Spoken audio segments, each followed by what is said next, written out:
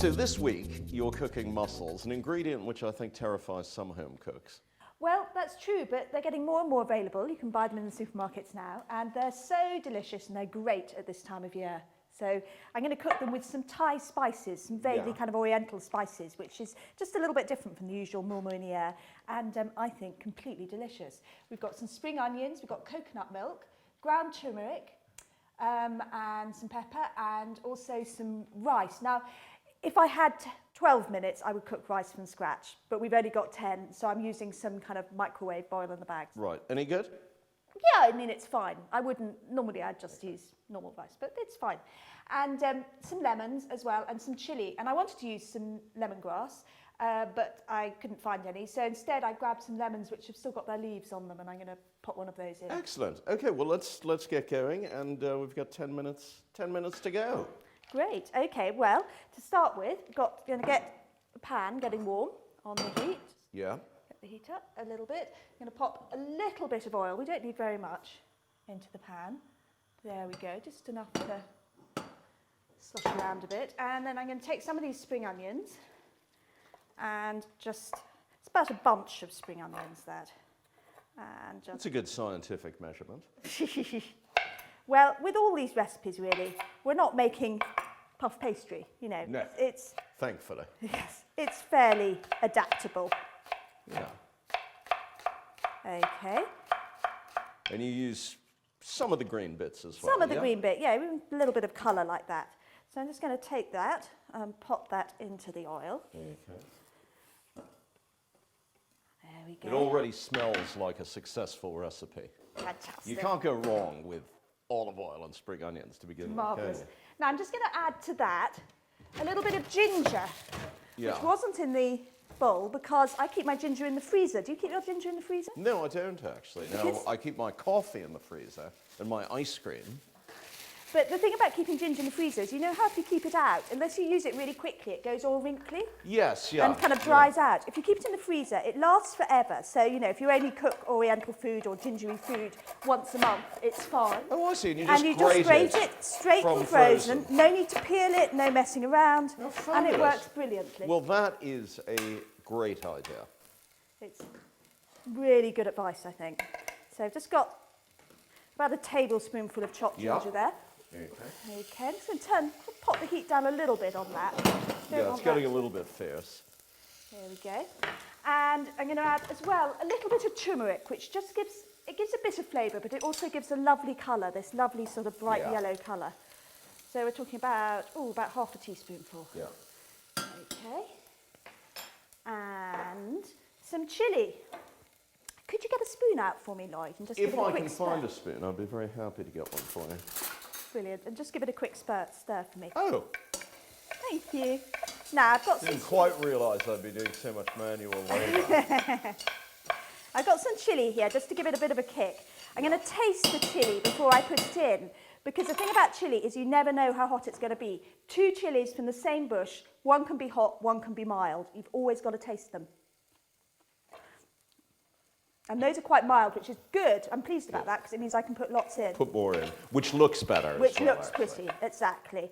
Obviously, if you've got a really hot one, you know to pull the seeds out. Yeah. And could you have done this with a dried red chilli if you couldn't get hold of one of the fresh ones? Yeah, you could. It wouldn't be so pretty, though, because they always go a bit dark, don't they? Yeah, they go very sort of dark brown. Now, I'm just going to slosh in some wine. A little bit of cheap white wine. Only the best. Right. And just let that sizzle away for a minute or two while boil off the alcohol. We prepare the mussels. I'm afraid there's a bit more hard labour for you here, Loyd. Yes. So we're just going to take the mussels, check that they're tightly shut, and pull off the little beard, the little kind of seaweedy bit. Okay. You're going to do something? Oh, I was supposed to do that as well. Sorry, I was so fascinated by your proficiency. Now, if any are damaged at all or cracked, then we don't want to use those. Yeah. This funny little bit of it's kind of seaweedy stuff is called the beard, and it's actually part of the mussel. It's part of the kind of the living animal. So you only ever pull it off just before you cook them. And do you know See, where that these... one's not really going to shut. No, that's that's a bit sleepy. We're not going to put that in. That's not a good one. Do you know where these particular ones hail from? These ones come from the southwest, Right. where I come from. Oh, I see. So they're good British mussels. Absolutely.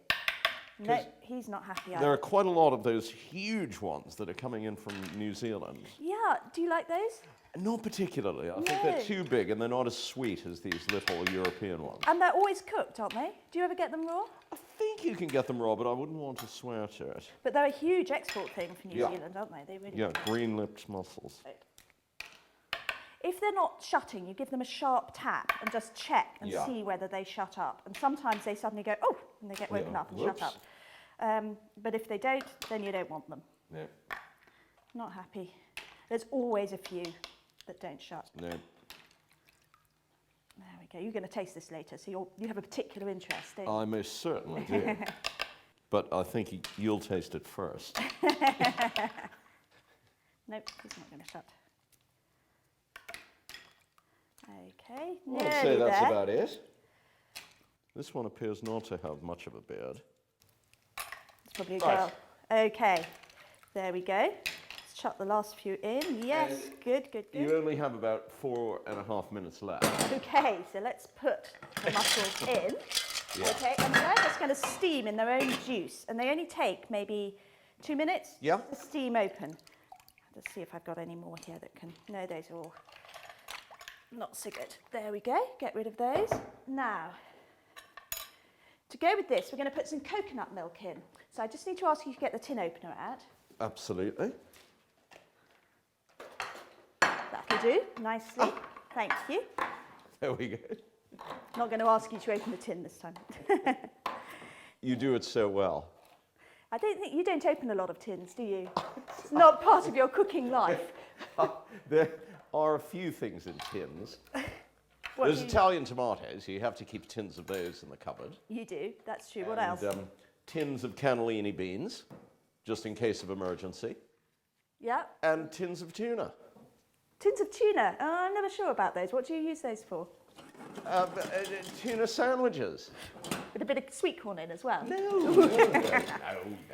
Now those are beginning to open up nicely. I'm just going to add in, I wanted to put some Bit of lemongrass in. sweet corn in it, please. I wanted to put some lemongrass in. I couldn't get any, but these leaves, you know how sometimes you get lemons that have got their leaves still attached? Yeah. If When you get smell those them, nice they've got a lemons. lovely lemony taste. So I'm going to chuck those in, along with a little bit of grated lemon zest. Yeah. Just to give it a bit of a zhuzh. Okay, how am I doing for time? Well, you've got 3 minutes, so that's either great or not. Depending on your point of view. Yeah. Now, just to go with that, I've got some rice here, which I'm just going to pop in the microwave. Okay. If I can. Okay. Okay, this microwave's beyond me. Yes, I've got it to start. Oh, good, bingo. I was going to say, Fantastic. otherwise we could have the low-carb version. The low-carb version, indeed. I mean, I think you don't have to have rice with this. You could have noodles or all sorts of Chips? Chips, possibly. Would you have chips? I think it's impossible to eat mussels without chips.